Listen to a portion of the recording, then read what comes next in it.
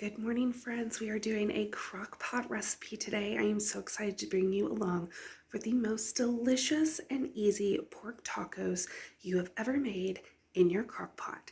This is definitely a meal to have in your repertoire during the summer when the garden is going and you're so busy and you don't want to be in a hot kitchen. This is a delicious recipe. I also forgot to add an ending on how I actually serve these. I start and then I'm not really sure what happened, but squirrel brain. And the way that I like to serve these, take my homemade chalupa tortilla and I put all that delicious shredded meat with some of the juice on it. I add a little bit of diced red onion and then a squeeze of lime juice. And that is it. You can use lime or lemon. I know people are going to say, use the lime, but we use them interchangeably with this particular recipe for just whichever I have on hand at the time. So I hope you try this recipe out for yourself and let me show you how to make it. We're going to start with the pork. So we're going to put it in the crock pot that I actually just took this super rich, gelatinous, delicious chicken stock out of. So that's why it looks like it has stuff in it. First, we want to throw in our pork roast. This is a pork shoulder, bone in. I know a lot of people like the boneless, but if you get a piece of meat that is bone in, you're going to get a lot more flavor in the dish. Once you get that in, you want a yellow onion. And then I just quartered mine because it's just going to kind of disintegrate as it's getting cooked down. And then we want half a cup of orange juice. I have fresh oranges, so it'll probably take 2 to 3 oranges to get the half a cup. Make orange juice. Yep, press it down.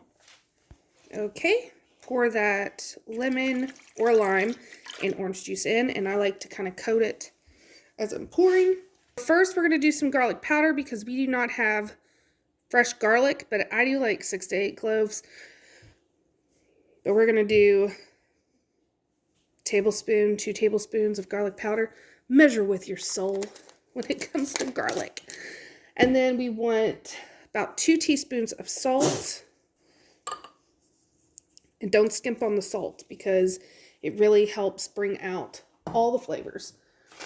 We want about a teaspoon of, pepper? Yes. Next, we want a teaspoon of chili powder. This is hot chili powder. You can also use mild or medium. You want a teaspoon of that. 2 teaspoons of cumin. I love cumin.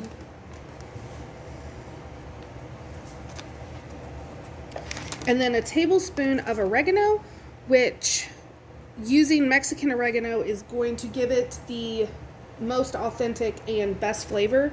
But my Mexican oregano is deep in my freezer. Something that I'm adding to mine that you don't have to add, but I found some of my dehydrated peppers from my garden. These are jalapenos, and so I'm just going to throw like a tablespoon worth in and let that rehydrate as everything's cooking. So this is going to go on low.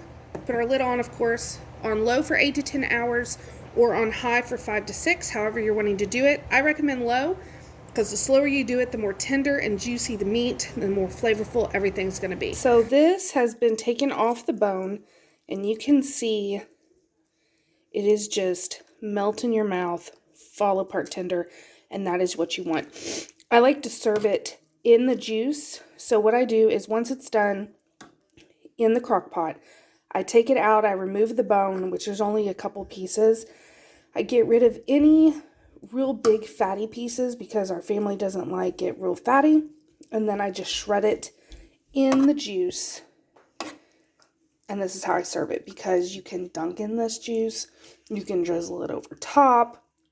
It really is just so delicious just on its own. You don't even need this stuff. This is just amazing as is. We only need a couple ingredients to be able to finish off this taco. We have a homemade flour tortilla, and yes, I realize that mine is thicker, more like a chalupa, but you know what? It is soft and it is delicious, and I work with what I have, and what I don't have is a tortilla press.